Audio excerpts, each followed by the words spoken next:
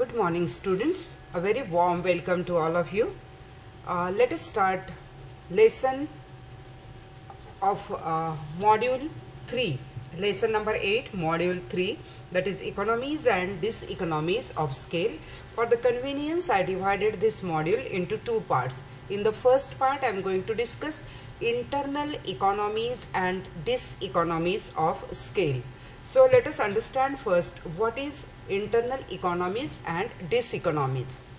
Economies and diseconomies of scale are of two types, that is internal and external. Internal economies and diseconomies are those which a firm reaps as a result of its own expansion. On the other hand, external economies and diseconomies are those which the firm reaps as a result of the growth of the industry as a whole.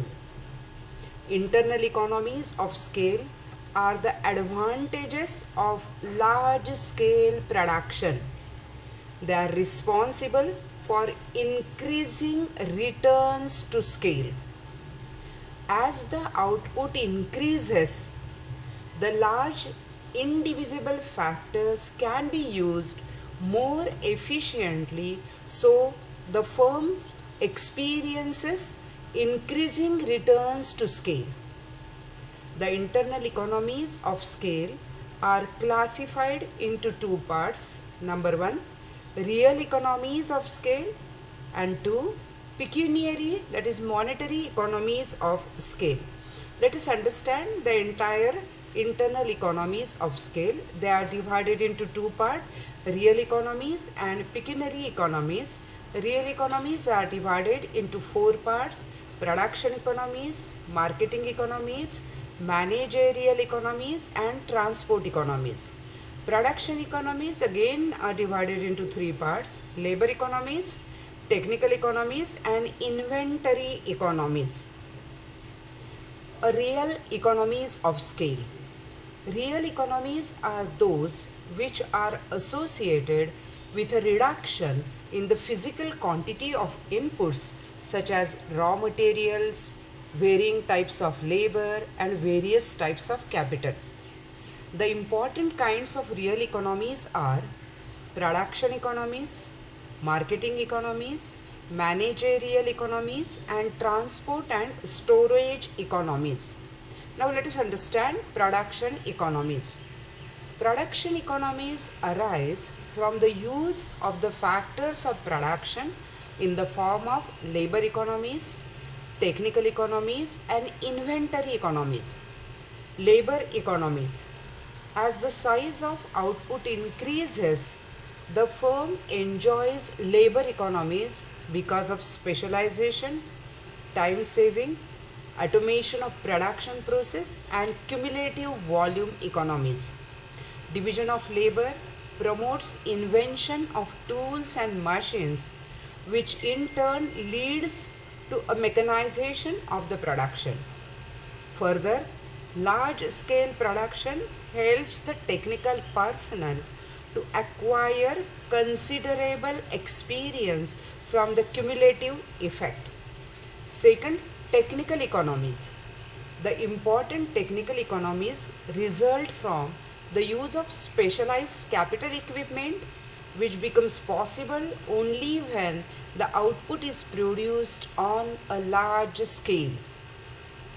As the scale of production increases, the firm reaps the advantages of mechanization of using mass production methods. This will reduce the unit of cost of production. Third, inventory economies. The role of inventories or stock is to help the firm to meet the random changes in the input and output sides of the operations of the firm. The purpose of the inventories is to smooth out the supply of inputs and supply of output. Inventories on spare part, raw materials and finished products increase with the scale of production. Next, marketing economies. They are associated with the selling of the products of the firm. They arise from advertising economy. Since the advertising expenses, sales promotion expenditure like samples, salesman force, etc., increase less than proportionately with output. The large firms have special arrangements with exclusive dealers to maintain a good service department for the product of the firm. So, the average selling cost fall with the increase in the size of the firm. This is marketing economies. Next, managerial economies. Large scale production makes possible the division of managerial functions. So, there exists a production manager, a sales manager, a finance manager, etc. in large firms. This division of managerial functions increases their efficiencies. The decentralization of managerial decision making also increases the efficiency of the management. So, as output increases, the managerial cost per unit of output continue to decline. So, this is as far as managerial economies are concerned. Next, transport and storage economies.